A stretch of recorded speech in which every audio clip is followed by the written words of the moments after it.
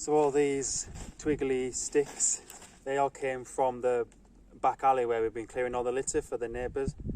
And when it gets above a certain size, maybe 15 mil, just half an inch or maximum of an inch, we separate them, and that's for kindling and tinder. And then we bag it up, dry it out for the year, and use it to start the fires. So anything bigger than 1 inch, or just about, that gets chop sawed into slightly larger tinder. So then we have small, mediums and large, and we can go straight onto big logs then. So all these I dragged out this morning. You see I've got a little pile there where I've gone down with the reciprocating saw and took any spiky bits off the larger trunks. So I'm just going to make a little pile and then get back to axing some more.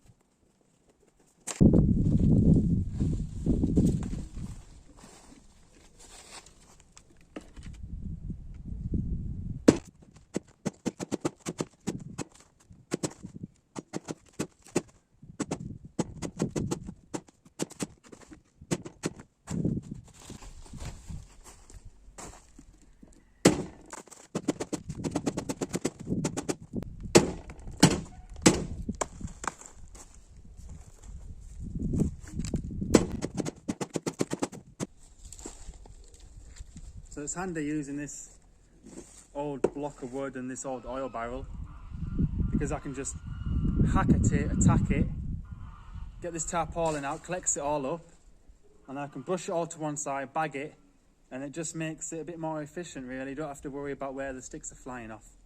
And you can make them, as long as they're pretty similar sized, you can just do whatever you want really.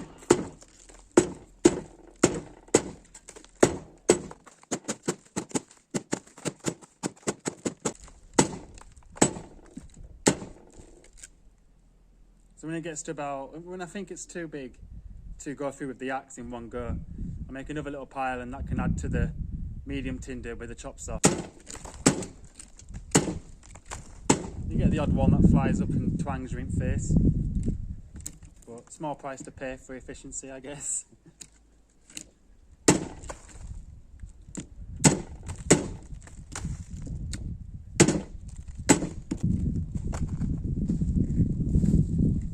Thing is, all this is for next year or this coming winter. So whilst the temperature does allow us to get out, and before we start any renovation works on the house or the outbuildings, it's just something nice to do that actually benefits you for the future. And the more we do now, the less we've got to do when it's cold.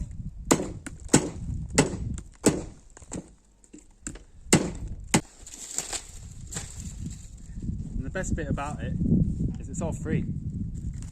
All this would have just ended up down in the tip.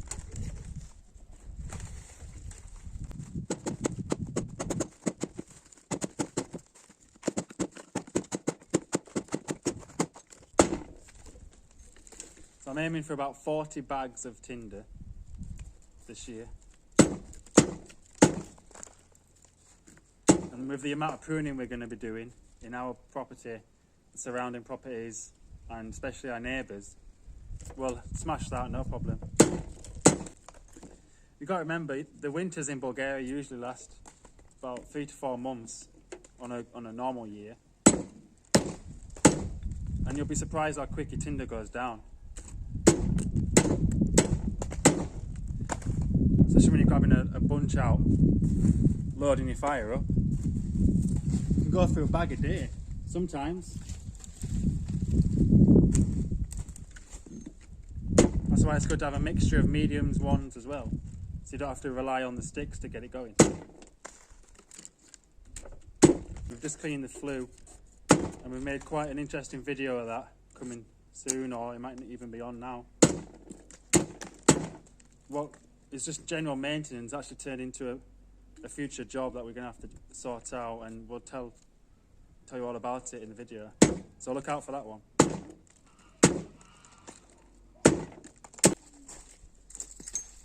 And you might think, Mark, isn't that a bit boring, just chopping logs all the time?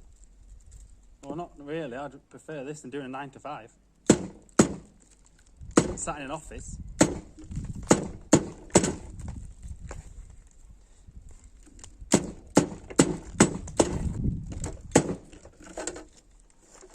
It's these long, spriggly ones that are annoying.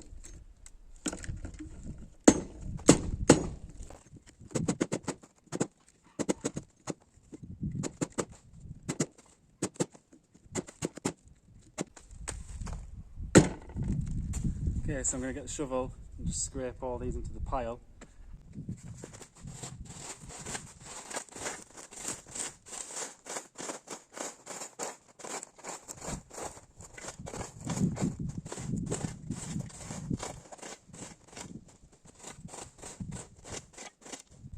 So that's all scooped up now into a nice long pile. And it's a lot easier to grab a load bunch and put it in the bag. So back at it again this morning. It's a lot less joyful to be out because it's been drizzling this morning as well. But I'm going to do a bit more. It's not really good cutting the logs when they're damp, but they've got all year to dry out. So I'm going to get the chop saw set up on this block behind and see how far we go today. Could only be a few hours, but chop the logs, bag the sticks, and then because the weather is turning, just drop the tarp over it in case it gets any worse and stack them up. And that could be it for the rest of the prep until the weather warms up. So because they're not always straight, it's very easily can turn into quite a hazardous job, especially using this chop saw. And if we don't have it pushed against this plate here, it can very easily snag and it jumps up. And you might be asking me, well, if it's so dangerous and it snags, why do you use it? I says, well, you try cut through these, even with a chainsaw, you'll still be looking at the same time to produce the same amount.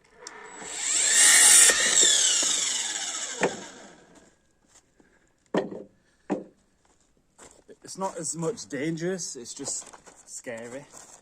Just like takes you back when it gets caught. So if you get used to that and hold it tight, it's pretty good.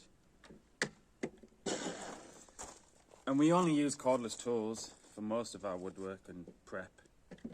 And we brought them all over from the UK.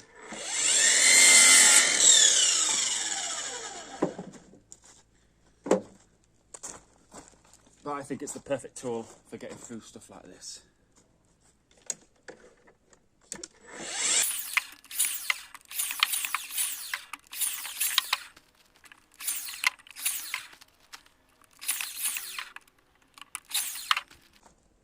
And because it's cordless, it does struggle on some of the larger stuff, like anything. It's got quite a girth to it.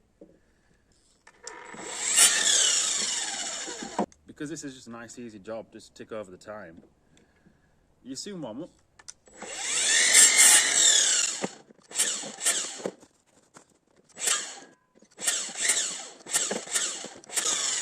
See, that caught it then, and all it does, it tries finding somewhere to support the log so it has somewhere to cut against.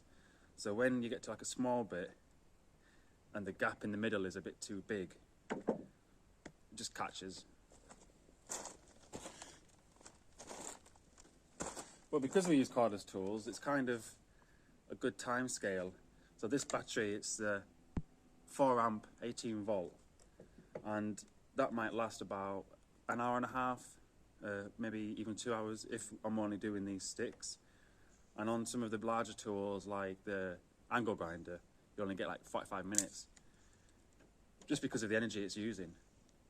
So once this battery goes, that's kind of like a sign, right, okay, on to the next bit.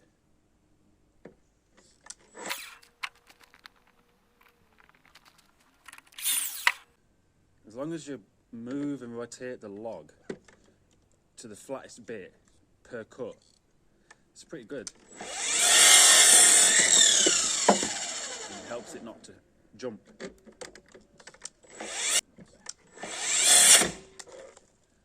Prime example there of where I didn't hold it against that plate.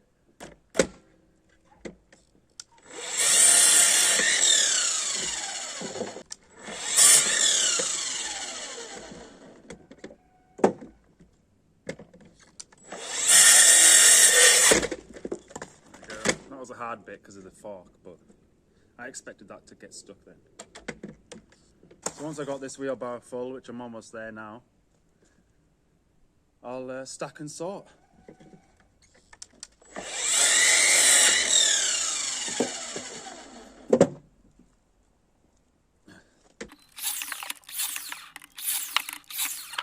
So that's the wheelbarrow full now. I'm going to take it over there, stack it, and show you basically the processing side of it.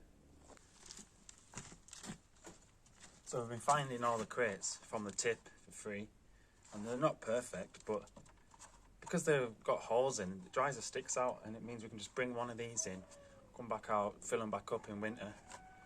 So we've got them to put there. Some more bags for the sticks. For now, just sort this out.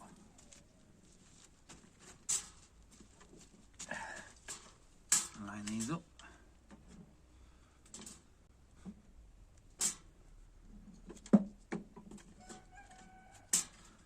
So everyone has a different way of preparing for winter, but we seem to be getting more efficient each year. This is our second winter now that we're currently going through. Very early January of 2023, and last year this time we were actually making more sticks, but it was probably 4 inches deep of snow in this area right now. So that's why we're getting ahead of the curve, because it's a mild winter this time, and we don't know if it's all going to come back in January. By the end of January, and drop to the minuses again.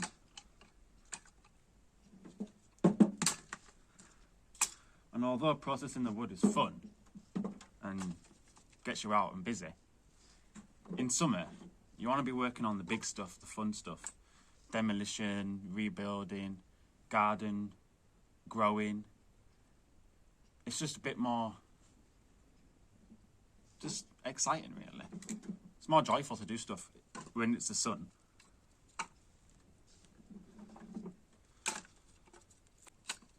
So the log store that we're building behind me, it is a temporary, semi-permanent thing, because we're taking down the other outbuildings that are against the wall alongside the street, because we've noticed, especially when the weather starts to turn a few months ago, the mud walls just house rodents and things like that. So completely take it down, refix the tiles on the wall, and maybe do a new permanent structure with some uprights and a little lean-to roof on the hardcore bed near the gate. But we're actually considering bringing all the logs in for this winter coming in the cellar as soon as we can. As soon as we've got through this lot and we're looking at the weather's turning good, clear the cellar out and do it there and put all the logs inside. So that sums up that. There's literally none left in the wheelbarrow, so that was almost a perfect batch there. I'll just put this over here. Now, I'm going to go back over there with some bags. Bag the rest. I think there's only 2 bags worth. And that's it. That's how we process our wood for winter.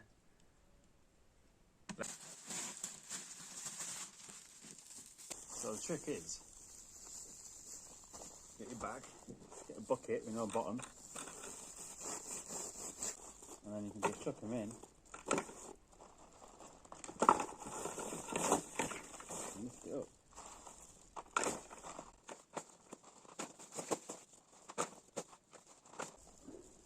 These bags have just become spare after ordering materials from the builder's yard. So these are really good for sand, which is why we kept them. But for twiggly sticks with sharp edges, they're an absolute nightmare. But they also degrade in the sun really fast. That's why it's important to get that tarpaulin down over these when the weather starts to get better.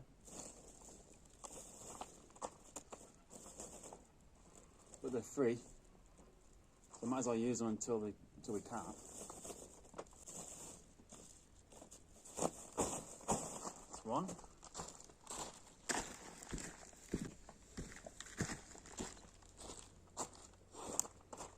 do one more.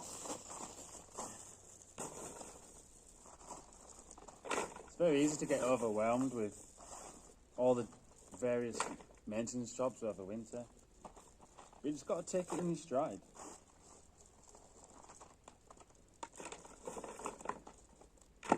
And as long as you keep on top of it and do bits every now and again, it all adds up.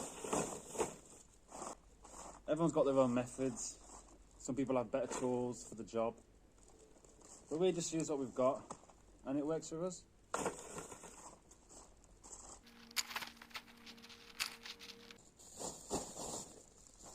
How much a few axe chops can actually give you. So that's probably another third bag there, which will bring us on to 12 so far, which is about 25% of what I'm aiming for this year.